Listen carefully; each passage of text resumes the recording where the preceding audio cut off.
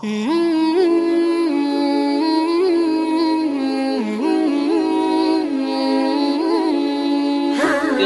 أبصارنا بل نحن قوم مسحورون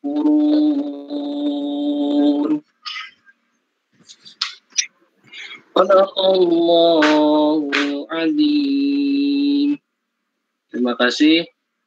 Wallahumma biqil aqwamit thariq. Assalamualaikum warahmatullahi wabarakatuh. Waalaikumsalam warahmatullahi wabarakatuh. Shadaqallahul Adzim. Hatur nuhun kepada Niko yang telah membacakan lantunan ayat suci Al-Quran. Mudah-mudahan khusus bagi yang membaca, umumnya bagi kita semua yang mendengarkan mendapatkan keberkahan dari ayat suci Al-Quran yang begitu luar biasa. Alhamdulillahirabbil alamin, telah kita dengarkan bersama-sama lantunan ayat suci Al-Quran. Mari kita melangkah ke acara berikutnya, yakni mari kita buka acara kajian tafsir Tarbawi pada minggu ini dengan membacakan bismillah secara khidmat bersama-sama. Bismillahirrahmanirrahim. Alhamdulillah acara telah dibuka dan marilah kita masuk ke acara inti, yakni pada kesempatan kali ini kita sebagai pemateri yakni Bapak Haji Muhammad Rindu Fajar Islami LC-MAG, yang mana seperti biasa akan memberikan curahan-curahan ilmu yang begitu luar biasa kepada teman-teman audiens semua. Mudah-mudahan bisa dapat memperhatikan dengan seksama dan dapat mendukung kelancaran dan kekhidmatan kajian kali ini. Mungkin waktu dan tempat saya sebagai moderator persilahkan kepada Bapak Rindu Fajar Islami. Mangga, waktu dan tempat kami persilahkan. Baik. Terima kasih kepada pembawa acara. Assalamualaikum warahmatullahi wabarakatuh. Waalaikumsalam warahmatullahi wabarakatuh. Alhamdulillahirabbil alamin, wassalatu wassalamu ala Rasulillah wa ala alihi washabihi ajmain, amma ba'du. Pertama-tama mari kita sama-sama panjatkan ya puji dan puji syukur kita kehadirat Allah Subhanahu wa taala, yang mana atas limpahan nikmatnya kita semuanya bisa berjumpa kembali ya, bisa bersilaturahmi dalam rangka thalabul ilmi, yang mana thalabul ilmi ini merupakan bagian dari jihad ya fisabilillah ya. Bahkan banyak para ulama yang mengatakan bahwa menuntut ilmu itu kemuliaannya itu cukup banyak ya, cukup banyak. Di beberapa ayat al-suci Al-Quran Allah Subhanahu wa taala berfirman, a'udzubillahi minasyaitonirrajim, yarfa'illahu alladzina amanu minkum walladzina utul ilma darajat ya.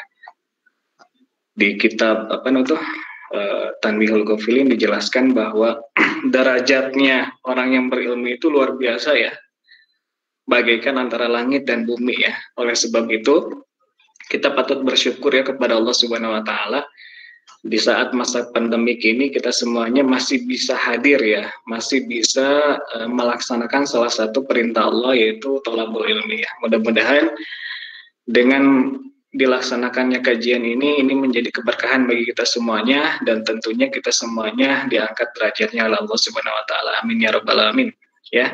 Kemudian tak lupa pula kita bersalawat ya kepada Rasulullah SAW, di mana atas perjuangannya kita semuanya bisa merasakan ya nikmat iman Islam dan ihsan. Baik, Bapak, untuk pada kesempatan ini ya, suara Bapak terdengar jelas kan ya, moderator? Nanti kalau misalkan putus-putus, jelas Pak, insya Allah. Nanti kalau putus-putus di ini aja, diinterupsi aja ya. Siapa? Baik, adik-adik sekalian, pada kesempatan kali ini Bapak insya Allah akan mengupas ya kajian tentang tafsir Tarbawi dengan mengangkat tema surah Yusuf ya, surat Nabi Yusuf ya. Bapak akan menampilkan presentasinya dulu sebentar. Sudah terlihat di monitor ya?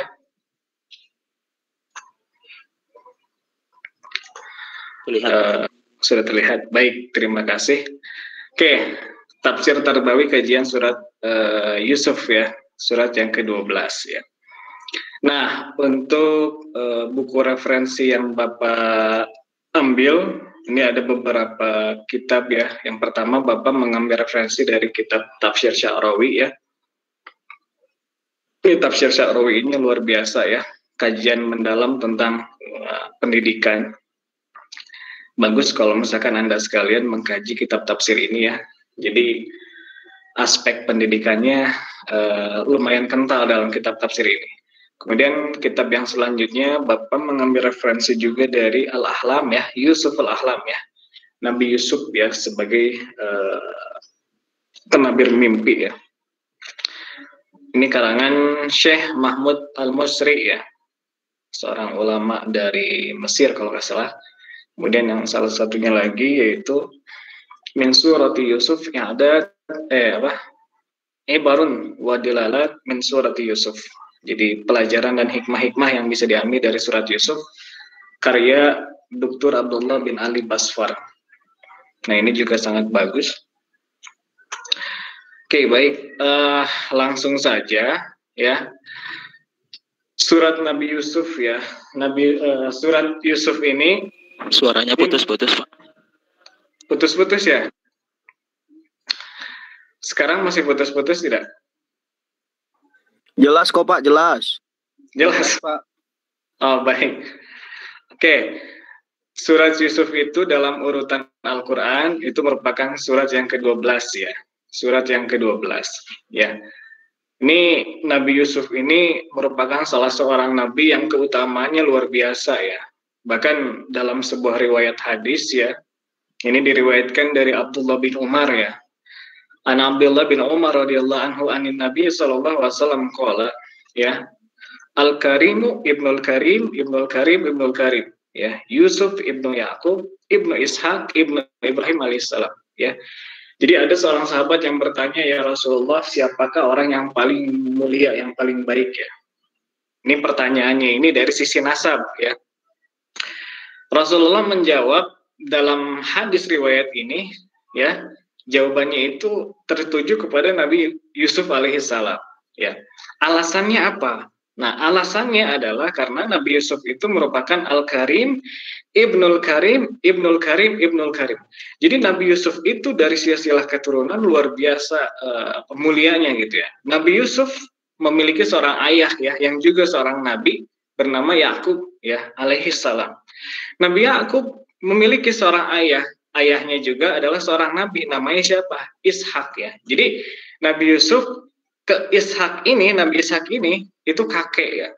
Dan uyutnya ya, bapaknya kakeknya Nabi Yusuf itu ternyata Khalilullah ya, Nabi Ibrahim alaihissalam ya. Jadi Nabi Yusuf ini luar biasa ya, keistimewaannya itu seorang nabi, ayahnya seorang nabi, kakeknya juga seorang nabi, dan uyutnya juga seorang nabi. Dan ini tidak tidak dimiliki oleh orang lain. Bahkan Nabi Muhammad pun tidak tidak memiliki keistimewaan ini ya. Ini hanya ditinjau dari keistimewaan silsilah ya. Tapi kalau orang yang mulia di sisi Allah ya jelas Nabi Muhammad seluruhan. Tapi untuk sisi silsilah ini Nabi Yusuf ya yang memiliki keutamaan ini ya. Nah, untuk keutamaan surat Yusuf ini bahkan Atha bin Rabah ya, salah seorang ulama tabi'in itu pernah ya berpendapat berkomentar. Mastama'a ahadun ila surati Yusuf illa istiraha wa kharaja ma bihi min hammin wa min ghammin ya. Siapapun ya seseorang ketika membaca surat Yusuf lalu kemudian memaknainya, memahaminya, kemudian merenunginya, illa ini huruf istisna ya, pengecualian, istiraha wa kharaja ma bihi min hammin wa ghammin. Kecuali pasti ya dia itu akan rehat sejenak ya dari apa? Dan keluar dari hammin wa ghammin, segala kegalauan, segala kesusahannya. Jadi intinya apa? Intinya adalah bagaimana dalam surat Yusuf ini itu terdapat kisah-kisah yang luar biasa ya, memotivasi bagi kita semuanya ya. Nanti kita akan kaji secara lebih dalam bahwa ketika kita mengkaji surat Yusuf itu insya Allah seberat apapun ujian, sehebat apapun kesukaran, itu ketika dilalui dengan kesabaran, itu insya Allah endingnya pasti bagus ya, sebagaimana yang terjadi pada Nabi Yusuf alaihissalam. Ya, oke, baik. Lalu kemudian dari sisi kajian historis ya, ini karena Al-Quran itu wahyu yang diturunkan kepada Nabi Muhammad SAW, maka kita harus tahu ya, kenapa ya surat Yusuf itu turun ya. Seperti apa kondisi Nabi Muhammad ketika waktu itu ya. Nah, kalau misalkan kita lihat kepada ini sumbernya yang yang Abu Rodilalat, itu dijelaskan ya bahwa ada sebab khusus ya kenapa surat ini turun kepada Nabi Muhammad. Pertama adalah penyiksaan oleh kaum musyrikin Mekah ya. Jadi artinya upaya-upaya yang dilakukan oleh kaum musyrikin Mekah dalam rangka membasmi ya umat Nabi Muhammad, dakwahnya Nabi Muhammad itu semakin hari semakin menjadi-jadi gitu ya. Bahkan segala upaya dan tindakan itu dilakukan, embargo, kemudian upaya pembunuhan, kemudian upaya-upaya misalkan penyiksaan dilakukan oleh mereka ya. Dan hal ini tentunya membuat Nabi Muhammad semakin hari semakin semakin tertekan ya, semakin galau lah gitu, semakin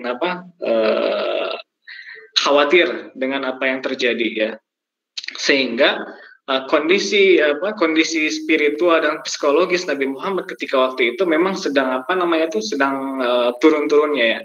Nah, terlebih lagi ya, sebab yang kedua itu ternyata meninggalnya Siti Khadijah radhiyallahu anha ya. Jadi Siti Khadijah itu meninggal ya di tahun yang sama gitu ya. Sehingga Nabi Muhammad begitu mengalami kesedihan yang berat ya. Dan tentunya sudah misalkan penyiksaannya lebih keras, kemudian ditinggal Siti Khadijah, kemudian ditinggal pula oleh Abu Thalib ya. Abu Thalib itu siapa? Pamannya Rasulullah ya. Sebetulnya dua orang ini, Siti Khadijah dan Abu Thalib ini luar biasa ya pengaruhnya terhadap dakwah Nabi Muhammad. Siti Khadijah merupakan orang kalangan bangsawan ya, hartawan ya, bahkan dipandang sebagai wanita yang pokoknya bangsawan gitu ya. Sehingga dalam dakwah Rasulullah, Siti Khadijah ini perannya luar biasa ya. Begitupun dengan Abu Thalib ya. Abu Thalib itu dia eksternal ya. Jadi dalam rangka membantu pengembangan dakwah Rasulullah, itu Abu Thalib itu posisinya itu membantu eksternal. Jadi ketika misalkan ada kaum-kaum misalkan ya, kaum-kaum kafir Quraisy atau kafir musyrikin ingin menyerang Rasulullah, mereka pasti akan melihat Abu Thalib dulu sebelum bisa menghantam Rasulullah ya. Nah, keberadaan Abu Thalib ini ya di sisi Rasulullah itu memiliki peran yang sangat kuat dalam membantu dakwah beliau.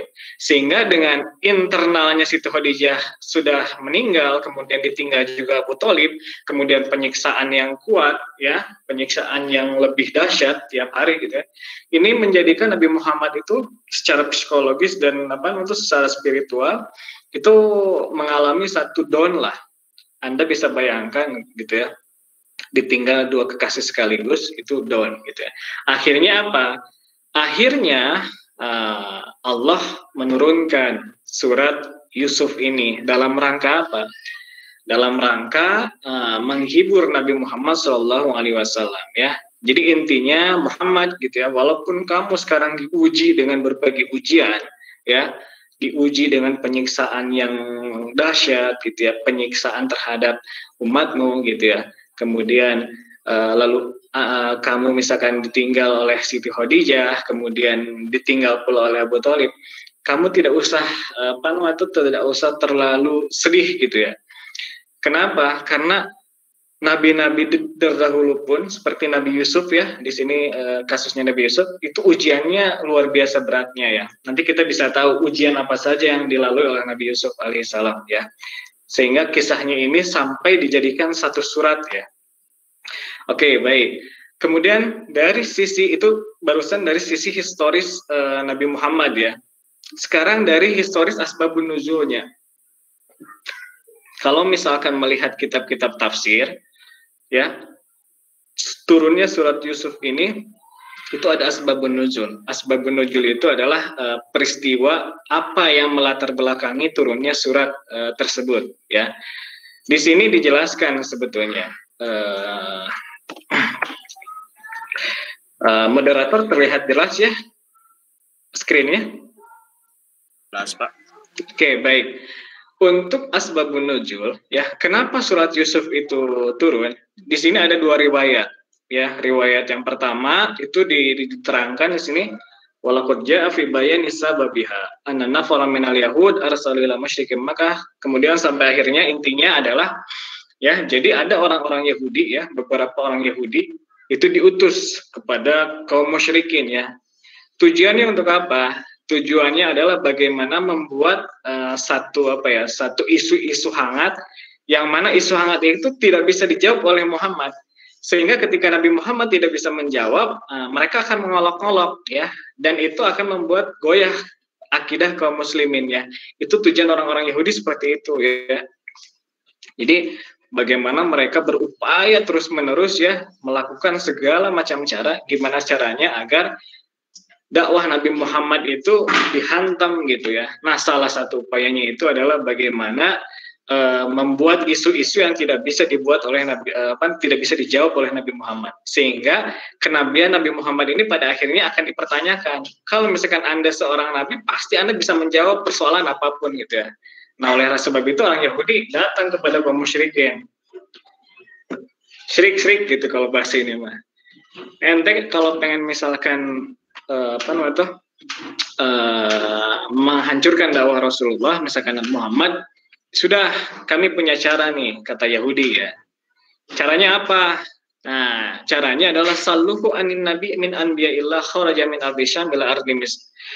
Tanyakanlah ke Muhammad gitu ya, siapakah nabi ya di antara nabi-nabi Allah yang keluar hijrah dari Ardusyam ya, dari wilayah Syam ya, negara dataran Syam kepada dataran Mesir ya.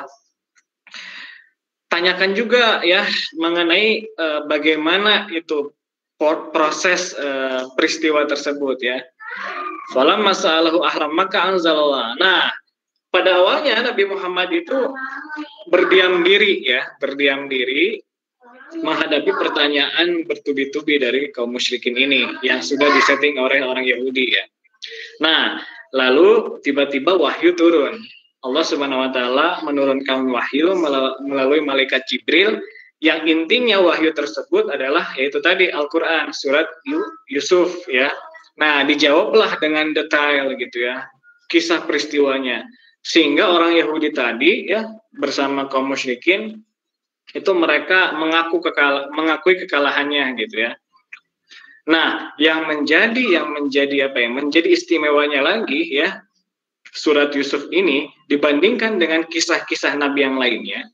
Nah, kalau dalam kisah-kisah nabi yang lainnya, misalkan Nabi Adam, kemudian Nabi Ibrahim ya, Nabi Musa, Nabi Isa, itu kisah-kisahnya itu kadang terbagi-bagi dalam beberapa surat ya. Ada misalkan Nabi Adam dalam surat Al-Baqarah dijelaskan ya, dijelaskan pula dalam surat Al-A'raf, kemudian dalam surat-surat yang lainnya. Nah, tidak dengan dengan kisah Nabi Yusuf. Kisah Nabi Yusuf itu dijelaskan oleh Allah secara detail dalam satu surat langsung. Jadi satu surat langsung turun gitu ya. Saking apa? Saking istimewanya kisah Nabi Yusuf ini. Kemudian sebab yang kedua ya, itu ada riwayat yang mengatakan bahwa as-sahabah ya ridwanullah alaihim hum fi Makkah qalu li Rasulillah badama. Jadi intinya adalah para sahabat ya berkata kepada Rasulullah, ya Rasulullah qasas alaina. Ya Rasulullah, kami butuh motivasi lah. Kami itu sedang lagi galau, butuh motivasi ya. Spiritnya sedang turun. Akhirnya apa? Bisa nggak misalkan diceritakan kisah-kisah inspiratif? Lalu Allah Subhanahu wa taala menurunkan surat Yusuf ini ya. Itu merupakan dua riwayat yang menjelaskan tentang aspek asbabun nuzul, ya. Oke. Nah, kenapa Nabi Yusuf ini begitu istimewanya, ya?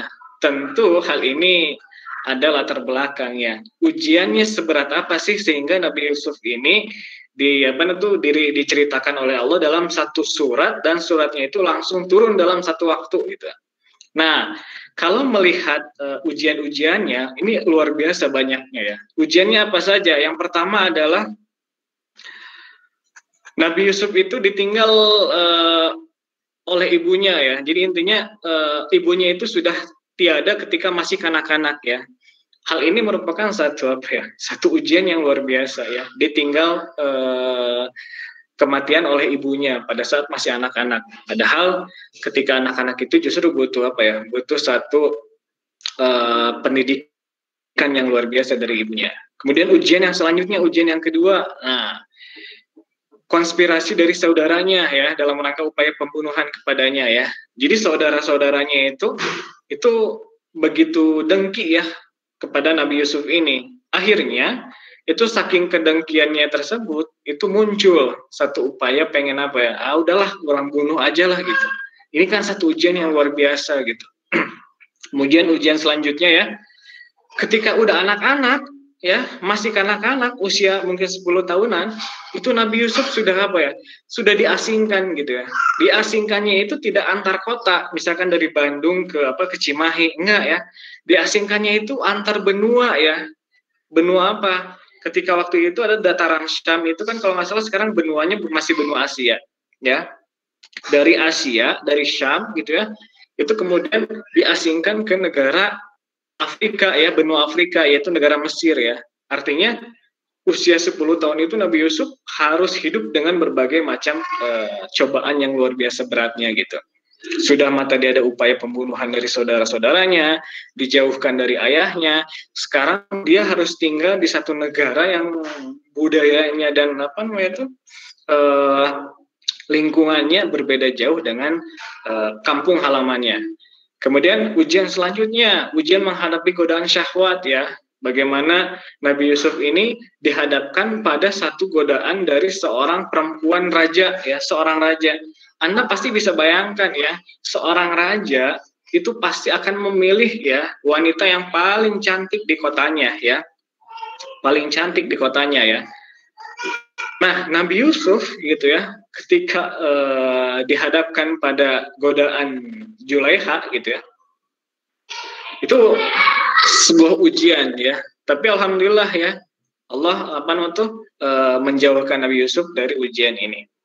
Kemudian setelah itu tidak hanya di situ, ujian selanjutnya adalah ujian di penjara, ya. Ujian di penjara. Ketika Nabi Yusuf digoda kemudian ketahuan gitu, ya, oleh rajanya, justru malah di penjara gitu, ya. Nah, di penjaranya juga lumayan lama, ya, bertahun-tahun lamanya. Kemudian ujian selanjutnya gitu, ya, yang dialami oleh Nabi Yusuf, ujian dalam memanage lembaga negara, ya. Artinya Nabi Yusuf dihadapkan bagaimana agar negara Mesir ketika saat itu dia harus memanage dengan baik gitu, ya.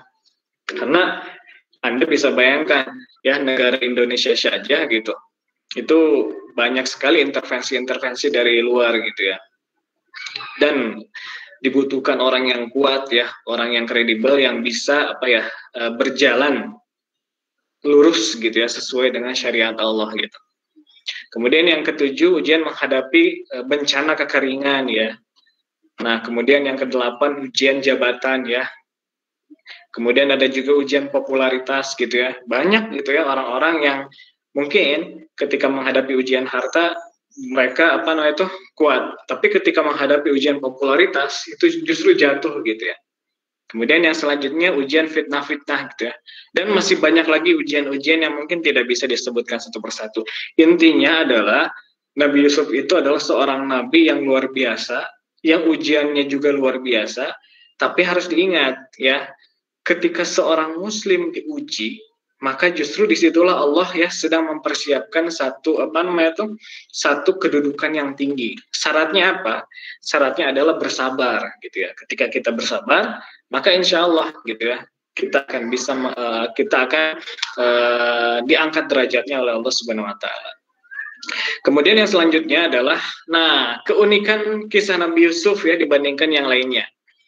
Tadi kan sudah dijelaskan ya dari sisi turunnya kisahnya, itu kisahnya ini diturunkan dalam satu waktu ya, lengkap ya, dalam satu surat. Kemudian yang lainnya dari sisi individunya Nabi Yusuf ya, dari sisi individunya itu pertama keistimewaannya adalah tadi sudah dijelaskan keturunan 3 nabi ya. Kemudian yang kedua memiliki bentuk fisik yang sempurna ya. Jadi bahkan mungkin yang paling ganteng mungkin sedunia mungkin ya. Karena ini juga dikuatkan dalam sebuah riwayat hadis juga gitu ya. Jadi intinya Nabi Yusuf itu secara fisik itu luar biasa lah, termasuk orang yang tampan gitu ya. Sehingga wajar Siti Julaiha ketika saat itu sangat tergila-gila ya, bahkan nekat untuk ingin menggoda Nabi Yusuf alaihissalam. Kemudian di samping itu juga Nabi Yusuf diberikan satu keistimewaan bisa menguasai ilmu takbir mimpi ya. Kemudian tidak hanya mulia di akhirat, tapi Nabi Yusuf juga diberikan keistimewaan yaitu berupa jabatan di dunia ya. Diberikan jabatan di dunia, kemudian ahli manajemen juga. Oke. Nah, kemudian dari yang lainnya, dari sisi yang lainnya, kisah Nabi Yusuf juga itu lengkap perpaduannya ya. Biasanya gitu ada kisah yang susah terus gitu ya. Ada kisah yang menceritakan tentang miskin terus. Tapi kalau Nabi Yusuf kisahnya lengkap ya. Susah senang. Jadi susah dulu gitu ya. Mau dibunuh, kemudian diasingkan, kemudian digoda, tapi pada akhirnya senang ya. Pernah menjadi orang fakir, pernah gitu ya. Tapi pernah juga menjadi bangsawan ya. Dunia juga dengan akhiratnya seimbang gitu ya. Kemudian kebaikan dan keburukannya juga sama. Jadi maksudnya keburukan dalam artian ujian keburukan dari yang dihadapinya itu luar biasa beratnya. Nah, kemudian dari sisi kandungan surat Yusuf ini lengkap ya. Ada cerita tentang para nabi, orang soleh, malaikat, jin, setan, manusia, binatang, dan lain sebagainya. Ya, ini keistimewaannya. Lalu dari sisi silsilah Nabi Yusuf alaihissalam, itu Nabi Yusuf ini ternyata ini merupakan saudara ya, seibu dari Benyamin ya. Jadi kan saudaranya itu kan ada 11 ya. Satunya itu saudara seibu ya. Yang 10-nya berbeda ibu ya. Makanya yang 10 saudaranya ini menganggap Nabi Yusuf dan Benyamin ini saudara tiri lah. Karena kenapa? Karena dari ibu yang berbeda ya. Nah, Nabi Yakub itu menikah dengan ibunya Nabi Yusuf itu merupakan istri yang terakhir yang dinikahi oleh Nabi Yakub alaihissalam ya. Sehingga pernikahannya itu melahirkan Nabi Yusuf dan Benyamin. Ya, meninggalnya kapan ibunya? Meninggalnya tatkala setelah beberapa saat melahirkan Benyamin ya. Gitu. Kemudian ada sebuah tradisi mungkin ya di sini ya. Kenapa misalkan Nabi Yakub alaihissalam itu begitu perhatian sekali kepada Nabi Yusuf. Nah, nanti akan dijelaskan di ayat-ayat selanjutnya. Nah, ternyata secara fitrah di sini dijelaskan ya, salasum minas sigor yata'allaqul qalb bihinna ya. Jadi ada 3 anak, ada 3 kanak-kanak gitu ya. Di mana ketiga kategori ini itu akan memberikan satu perhatian lebih ya orang tua kepada mereka ya, dibandingkan dengan kepada anak-anak yang lainnya. Kepada siapa itu? Atiflus shogir hatta yatakabbaru ya. Biasanya seorang ibu atau seorang ayah itu akan lebih ya, perasaannya itu akan lebih, perhatiannya akan lebih besar kepada anak yang paling akhir biasanya ya. Sampai kapan? Sampai menginjak dewasa. Ini sudah fitrah ya. Kita punya anak misalkan 5 ya. Biasanya secara fitrahnya anak terakhir itu akan apa ya? Akan lebih disayangi daripada kakak-kakaknya gitu. Kemudian yang kedua, al-musafiru hatta ya'uda ya. Jadi ketika ada seorang anak sedang berpergian, nah apalagi kalau misalkan itu sedang proses thalabul ilmi ya, mesantren gitu ya, itu biasanya orang tua itu ingat terus ke dia itu, ya dibandingkan dengan anak yang sedang berada di sampingnya gitu ya. Atau juga bisa al-marid hatta yashfiya ya.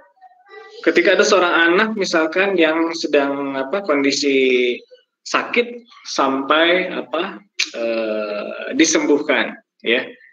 Nah, ini merupakan fitrah ya, fitrah bagaimana seorang orang tua memiliki satu perhatian khusus kepada 3 kategorisasi anak ini. Oke, itu pengantar ya, pengantar dari sekilas gambaran global mengenai surat Yusuf. Kita masuk kepada materi Nabi Yusufnya sendiri ya, kisah Nabi Yusufnya sendiri ya. Nah, masih jelas kan moderator? Pak, cuman pemberitahuan waktunya 10 menit lagi, Pak. Oh baik, nanti dikasih tahu aja ya, takut kepanjangan juga. Oke, di sini ini kisah yang pertama ya. Dalam surat Yusuf Allah Subhanahu wa taala berfirman, A'udzubillahi minasyaitonir rajim. Bismillahirrahmanirrahim. Idz qala Yusufu li abihi ya abati inni ra'aitu ahada asyara kawkaban wasyamsa wal qamara ra'aituhum li sajidin. Qala ya bunayya la taqsus ru'yaka ala ihwatika fayakidu laka kaida inna syaitana lil insani aduwwun mubin. Nah, ini merupakan proses awal ya, kisah Nabi Yusuf alaihissalam. Idz qala Yusuf ya. Berkata Nabi Yusuf kepada ayahnya ya abati. Nah coba, ya abati wahai ayahku. Nah dalam struktur bahasa Arab itu biasanya ayah itu biasanya ya abi gitu ya, harusnya seperti itu. Tapi kenapa di sini Allah menggunakan kalimat ya abati ya? Ini artinya menandakan bahwa Nabi Yusuf itu tatkala mengalami satu peristiwa mimpi yang luar biasa dalam hidupnya ya, dan ketika itu masih anak-anak 10 tahunan gitu ya, menurut ahli tafsir gitu ya, itu peristiwa hebat itu pasti akan diceritakan langsung kepada orang terdekatnya ya, yaitu siapa? Ayahnya ya. Oleh sebab itu menggunakan kalimat ya abati ya. Jadi artinya Nabi Yusuf itu betul-betul sangat-sangat dekat kepada ayahnya, yaitu Nabi Yakub alaihissalam ya. Lalu apa? Inni ra'aitu ahada asyara kawkaban wasyamsa wal qamara ra'aituhum li sajidin. Ayahku gitu ya, sungguh aku bermimpi melihat 11 bintang, matahari dan bulan, kulihat semuanya sujud kepadaku ya. Nah, Bapak ingin menggarisbawahi ya, kenapa di sini ada pengulangan ra'aituhum ya. Kenapa nggak langsung saja ini ra'aitu ahada asyara kawkaban wasyamsa wal qamara li sajidin ya.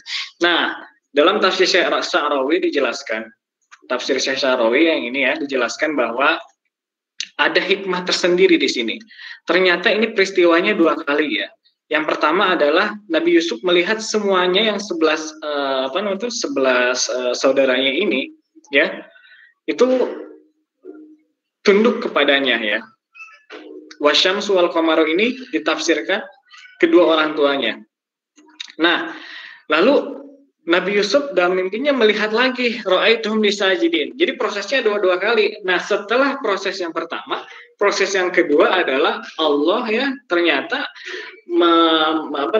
mewujudkan mimpinya tersebut. Artinya nanti di akhir endingnya ya, itu saudara-saudaranya yang tadinya berbuat durhaka kepada Nabi Yusuf pada akhirnya disajidin. Akhirnya apa? Akhirnya betul-betul menghormati Nabi Yusuf alaihissalam, sajidin ya. Jadi prosesnya berapa tahun ini dari kisah ini, dari proses mimpi sampai terwujudnya itu ternyata 40 tahun, bahkan ada yang mufasir yang mengatakan 80 tahun sampai mimpinya itu terwujud ya. Qala ya bunayya la taqsus ru'yaka ala ihwatika fayakidu laka kaida inna syaitana lil insani aduwwun mubin. Ya. Kemudian Nabi Yakub berkata, ya bunayya wahai anakku ya, janganlah kamu ceritakan mimpimu ya kepada saudara-saudaramu. maka mereka akan membuat tipu daya. Sungguh setan itu musuh yang jelas bagi manusia.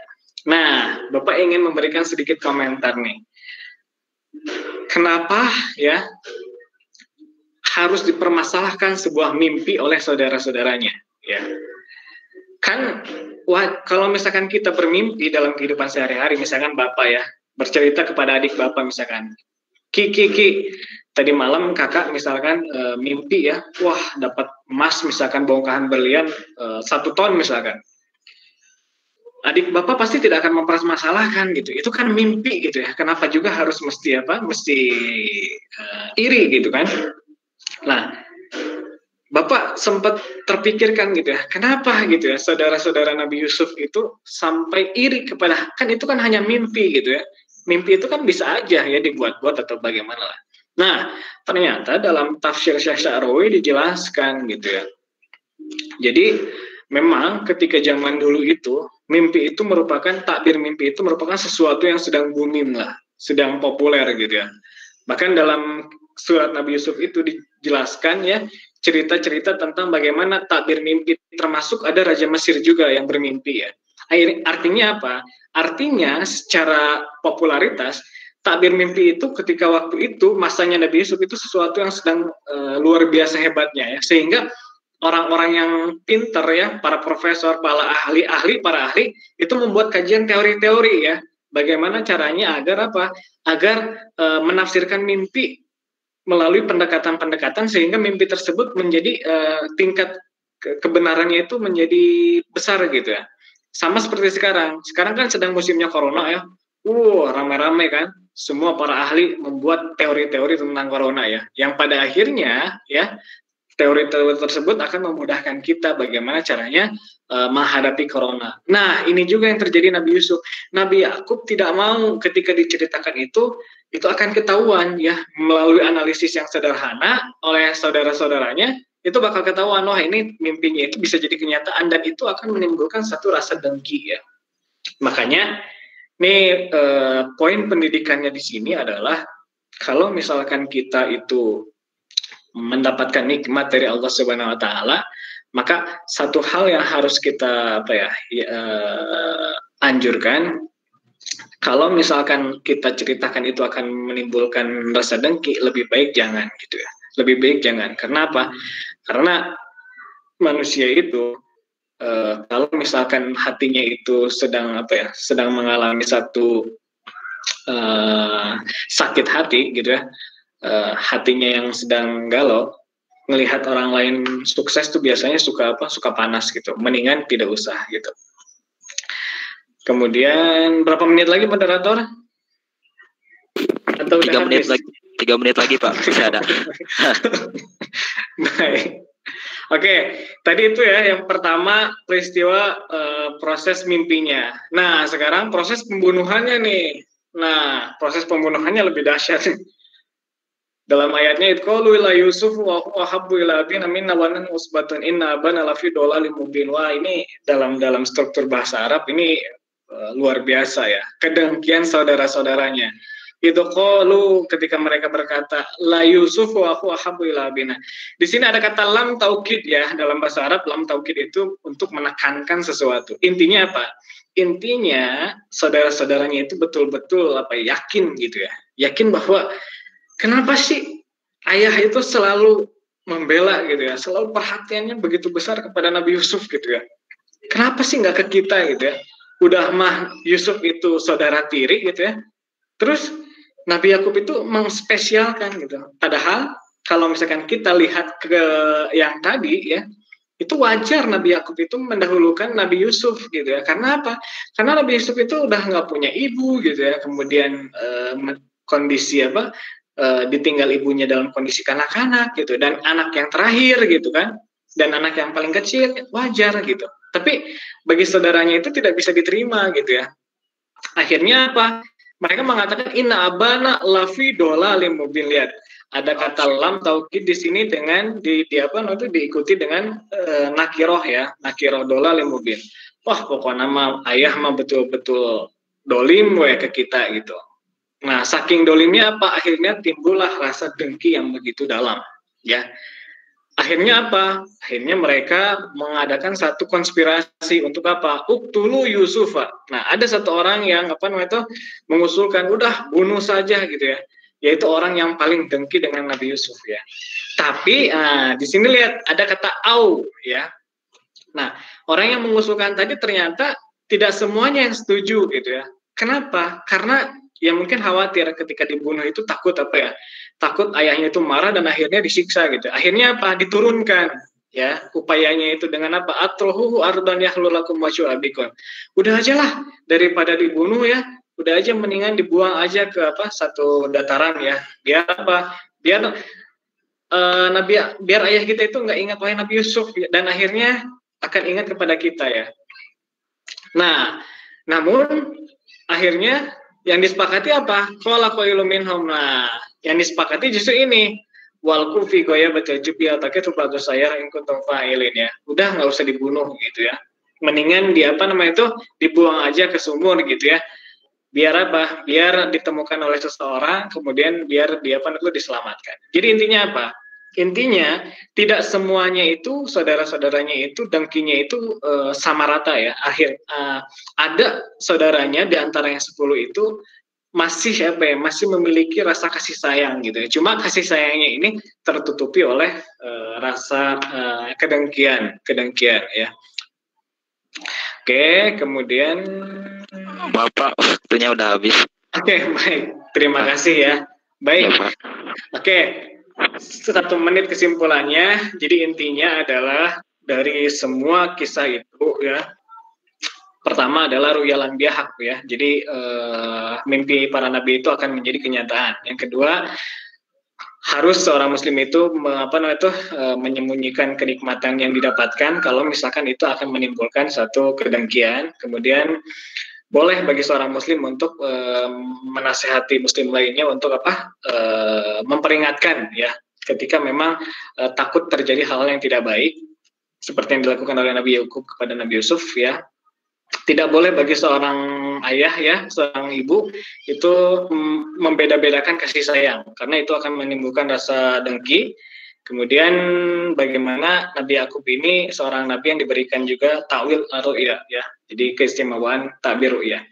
Oke, itu aja mungkin dari Bapak. Mohon maaf gitu ya atas kekurangannya. Selebihnya Bapak kembalikan kepada moderator. Alhamdulillahirrabbilalamin. Ya turnuhun, terima kasih banyak.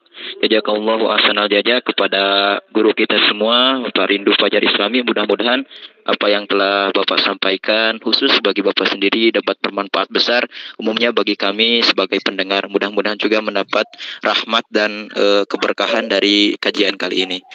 Baik teman-teman semua yang saya hormati dan Allah muliakan, untuk sesi berikutnya yakni sesi diskusi tanya jawab.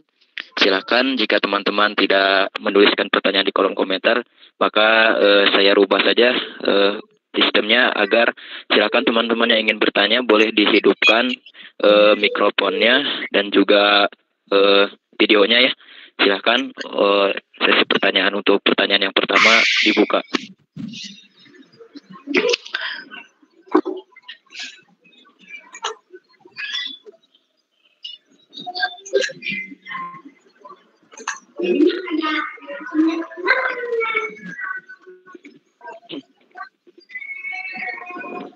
Ya, mangga. Dari teman-teman IPA mungkin atau dari teman-teman dari luar juga boleh untuk bertanya.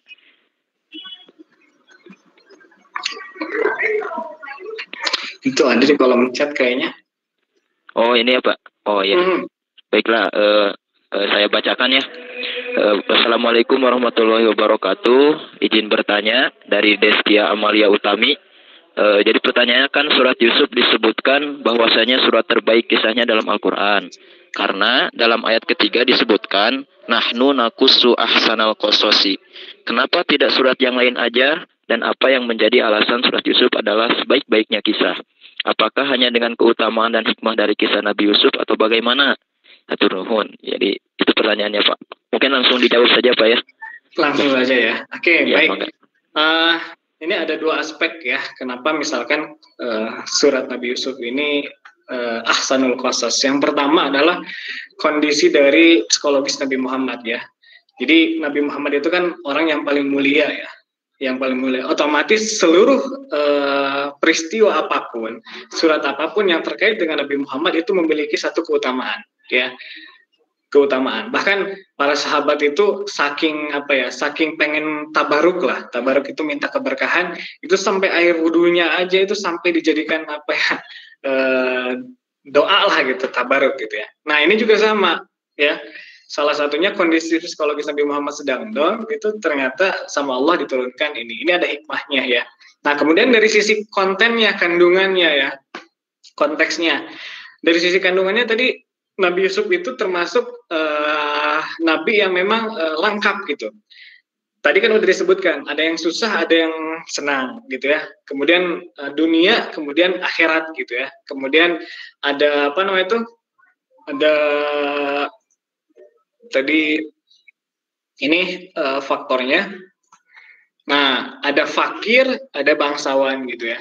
Nah, kalau surat-surat lain tidak seperti itu ya, tidak seperti itu ya. Jadi kadang ada surat yang membahas tentang kesusahan terus yang dialami oleh sebuah kaum gitu ya.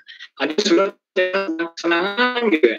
Nah, kalau Nabi Yusuf itu lengkap ya, susah, senang, ada fakir, bangsawan, ada dunia, akhirat, kebaikan, keburukan ada. Nah, kemudian samping itu Nabi Yusuf juga itu diturunkan satu waktu. Ini menandakan, mengindikatorkan bahwa memang Nabi Yusuf ini, kisah Nabi Yusuf ini merupakan kisah yang terdalam bagi kisah-kisah yang lainnya. Dan ujian juga kan tadi sudah dijelaskan kan begitu banyak. Itu mungkin jauh dari Bapak. Terima kasih. Terima kasih kepada mungkin kepada Desia sudah menjawab, mudah-mudahan bermanfaat. Ada satu pertanyaan lagi Pak, dari Kak Irda Nusnayain. Bismillah, mau bertanya. Jadi Bapak menyebutkan bahwa mimpi para nabi itu menjadi kenyataan kalau saya tidak salah dengar. Ya, mungkin benar. Nah, apakah umat Islam itu boleh percaya ke mimpi? Ya. Ya, boleh. Dan apa namanya itu, mimpi para nabi itu memang apa ya, jadi menjadi satu standar.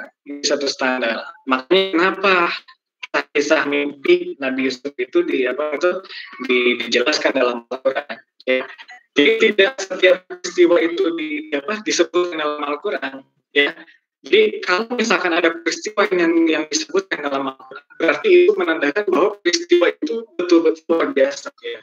Peristiwa itu betul-betul layak untuk mendapatkan apresiasi dan perhatian yang begitu besar dari kita ya. Dan ini menunjukkan bahwa mimpi para nabi atau rasul itu memang secara hakikat itu pasti akan menjadi kenyataan gitu ya. Berbeda dengan mimpinya umat Islam gitu. Dan mimpi orang soleh pun gitu ya, diperdebatkan di kalangan para ulama ya. Itu ada satu kitab yang membahas tentang ar-ruqyah ya, dan ruqyah gitu. Karena saya Qurtubi dijelaskan bahwasanya para ulama dalam konstruksi hukum memang memperdebatkan apakah itu bisa dimasukkan dalam simbol itu atau tidak gitu ya. Karena kan orang sufi gitu ya, orang tasawuf gitu kan, ada sering bermimpi ya, mimpinya itu kan mendapatkan amanah misalkan dari Rasulullah SAW untuk mengamalkan ini. Nah, apakah boleh gitu? Itu amanah tersebut misalkan dijadikan satu standar hukum. Nah, untuk hal ini ya, para ahli fikih atau berbeda pendapat. Ada orang yang pendapat ulama yang setuju boleh itu dengan syarat riwayatnya harus betul-betul sahih ya, tidak derajatnya ke doa.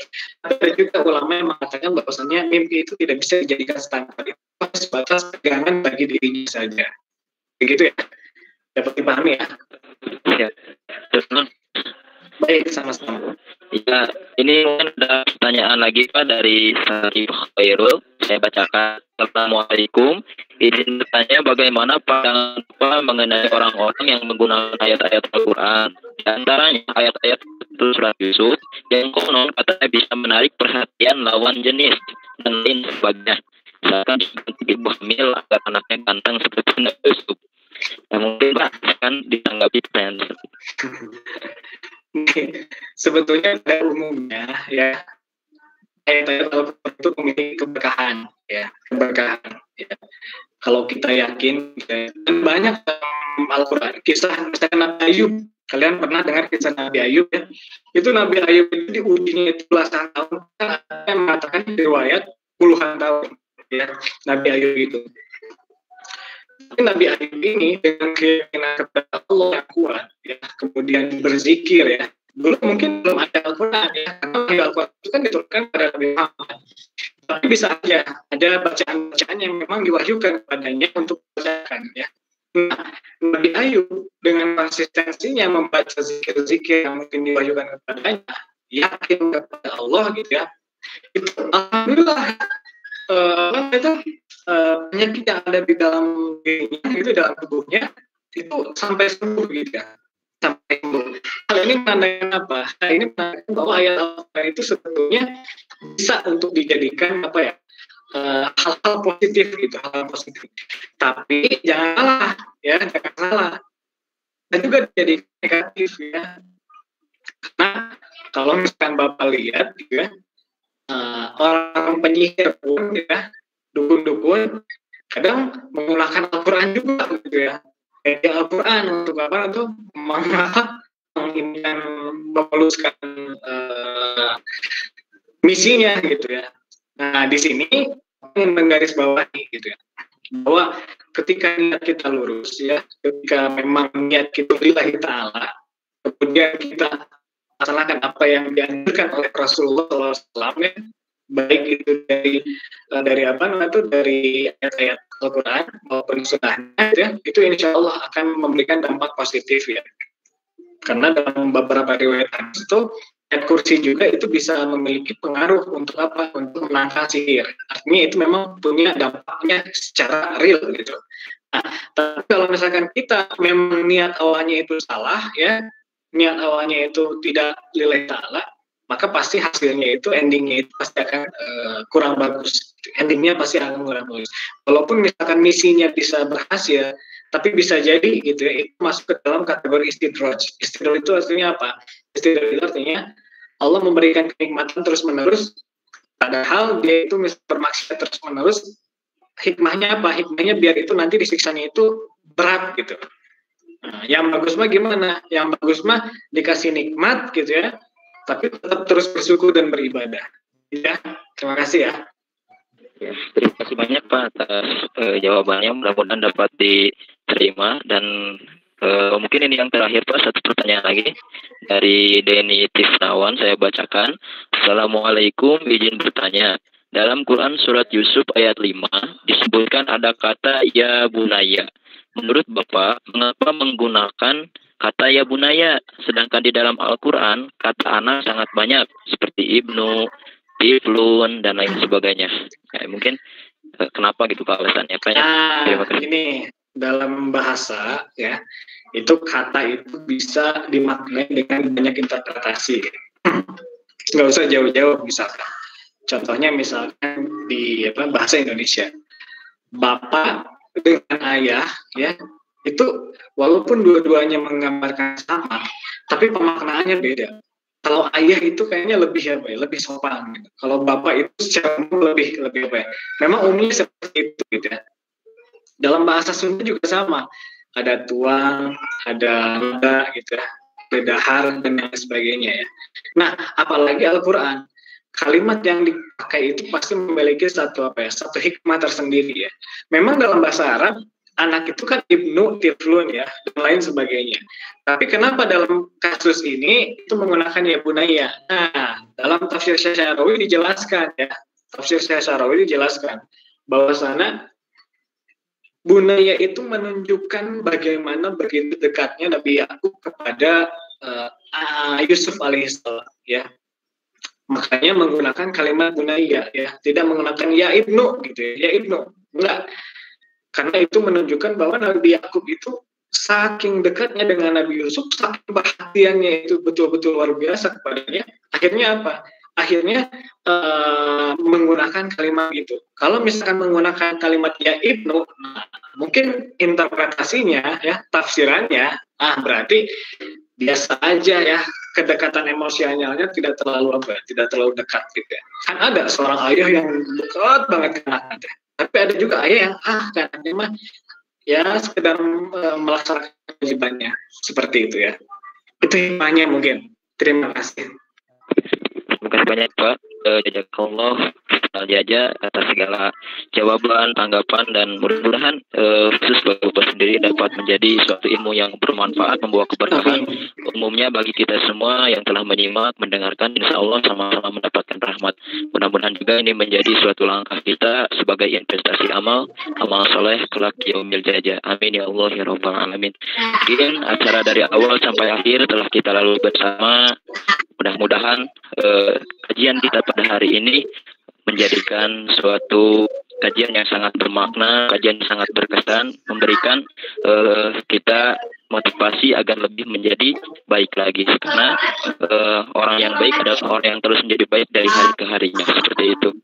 Mungkin dari kisah Nabi Yusuf banyak inspirasi yang dapat kita ambil, di antaranya bahwa ujian apapun yang kita rasakan, ujian apapun yang kita hadapi, mari kita hadapi dengan penuh kesabaran, karena banyak sekali contoh di sana orang-orang yang bersabar dan Allah naikkan derajatnya. Masya Allah.